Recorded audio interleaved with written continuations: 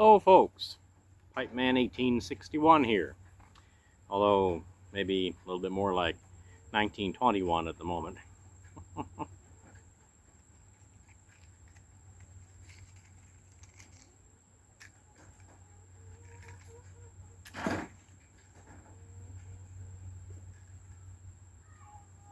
As the old showman used to say, now for something completely different.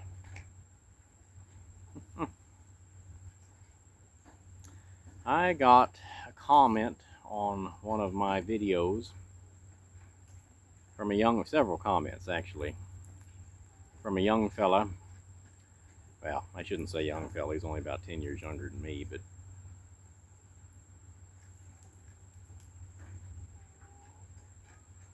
getting close to 18. And he was asking me what my advice was on smoking a pipe when you're a little younger and all that. We talked for a little bit, went back and forth. Well, he watched my video of multiple months ago where I was asking people about ideas for my channel. And he mentioned that he would like to hear stories about maybe my relatives or ancestors, somebody might have smoked a pipe. Well, I don't know of anybody in my family who smoked a pipe. A lot of chewing tobacco and a lot of cigarettes, but no pipe smoking that I'm aware of. There may be one person somewhere in there, but I never knew them. So,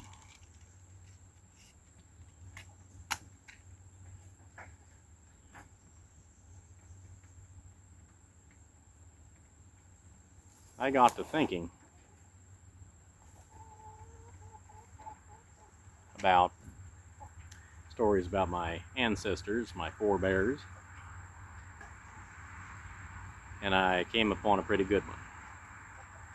Actually, several stories. Before we get into that, I'm smoking my WDC Brighton Jr. Little Dublin from the 1920s as the horrific bit. I'm smoking Velvet.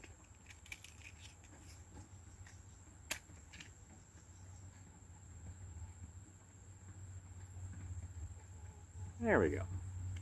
I'm smoking some Velvet, because what else? And in a moment you'll see why I'm dressed like this. I wanted to set the tone for the stories I'm going to tell. These are going to be the stories of, or the adventures of a certain firearm. Or rather, the adventures of the gentleman who owned the firearm. And this is it.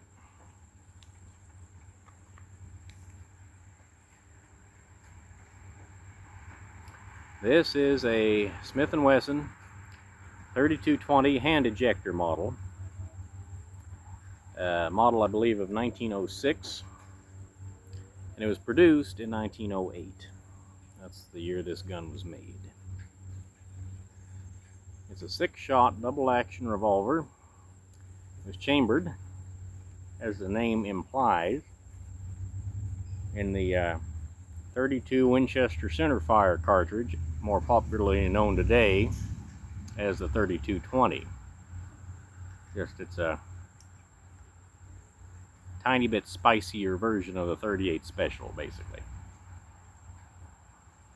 Smaller bullet, a little bit faster. This gun was bought brand new in 1908 by my great-great-grandfather, Richard Devlin. Okay? Richard Devlin was a coal miner.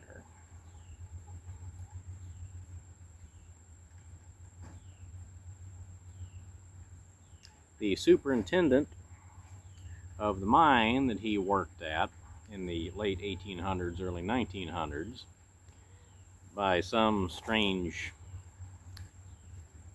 happenstances, was elected governor of Ohio and he knew my great-great-grandpa from his time in the mine, so he asked him, he was still working at the mine, he asked him if he would like to be a security guard at his mansion, the governor of Ohio's mansion in Columbus, Ohio. And of course, he agreed to that because the pay was a little better and it was a whole lot safer work. So he purchased this revolver for his sidearm.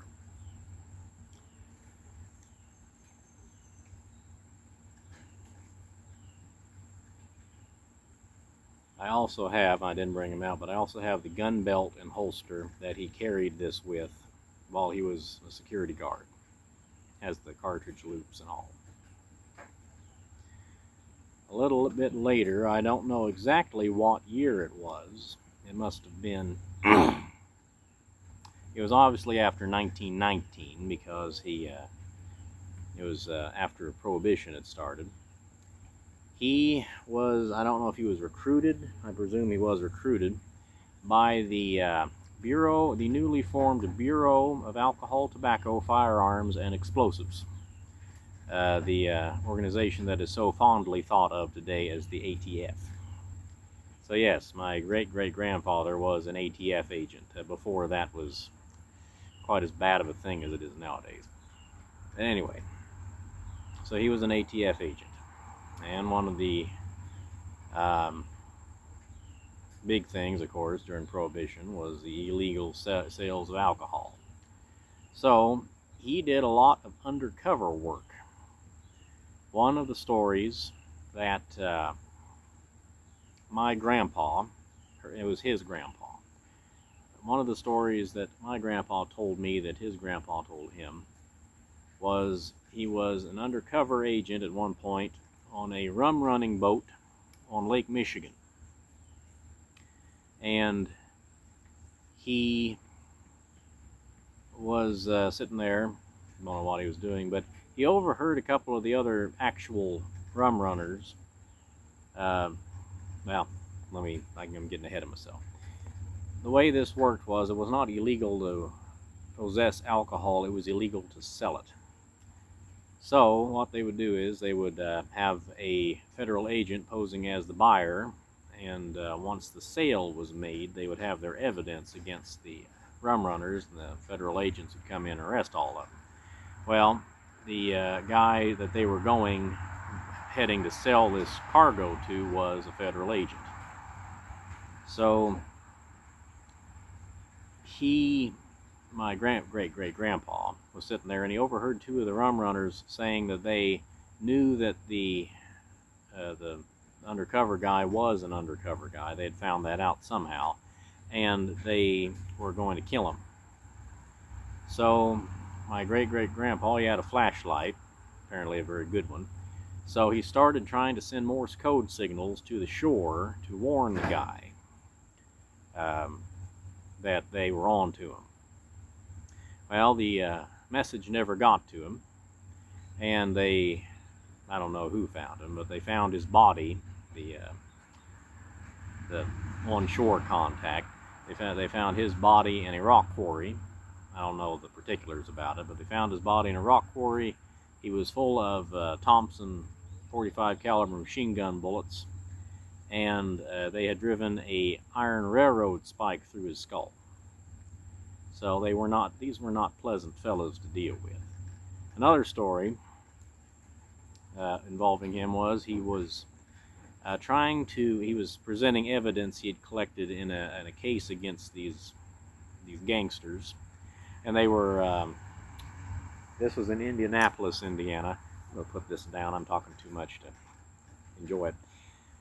This was in Indianapolis, Indiana, and Al Capone, of course from Chicago, had a lot of his tentacles were all through Indianapolis too, including paying off the judges and all that. Well, my grandpa was involved in prosecuting these guys. He was giving evidence against them, and the judge let him off, probably a corrupt judge. Well, my great-great-grandpa, he was coming out of the courthouse in Indianapolis. Of course, he had this revolver in his holster, and this was the holster he carried it with, this old undercover under your coat holster. And he had his gun on him, and he was coming out of the courthouse. Of course, being a law enforcement officer, you could do that. And a touring car, of course this was the 1920s, a touring car, open top, pulled up. He was on the sidewalk. A touring car pulled up along the curb there, and the guy who was driving, I guess, he said, "Hey, come here." There were several guys in the touring car. Well, my great-great-grandpa knew there was something up. Sorry, mosquitoes. My great-great-grandpa knew something was up, so he pulled his revolver, pardon the pointing at the camera. He backed up against the wall of the courthouse and he said, "Move along." And the car sped away real quick, and he never heard anything else about it, but he was convinced, apparently, that they were going to kidnap him and kill him for giving evidence against him. Another story, and my grandpa was not too clear on the exact circumstances behind this, but they were going to an airport. They were trying to get to an airport in time to catch a guy that they were going to try to place under arrest. And so my great-great-grandpa's superintendent, his boss, was in this touring car with him, probably a Ford Model T, something like that. And my great-great-grandpa was driving. They were trying to get to this airport ahead before the plane took off. Well, another touring car pulled up alongside them as they were moving. The touring car forced them to pull over. The guy pulled a gun out and jumped on their running board, told them to pull over. They did. And he asked them who they were. And the superintendent, my great-great-grandpa's boss, just blurted out, "We're federal agents." And my grandpa did remember that his grandpa told him that he just, basically at that point, he just said, "Goodbye, Grandma." His wife, because he thought they were going to kill him. But the guy jumped back in his touring car, and they drove away. Never heard anything else about that either, at least we were never told. It didn't get passed along what happened. And all of this stuff, most of it, was all classified documents up until his 70s or 80s. So my grandpa didn't know any of this until his grandpa told him a little bit, and then he started doing some research. He wrote to the government and asked for the records, which had just been declassified, and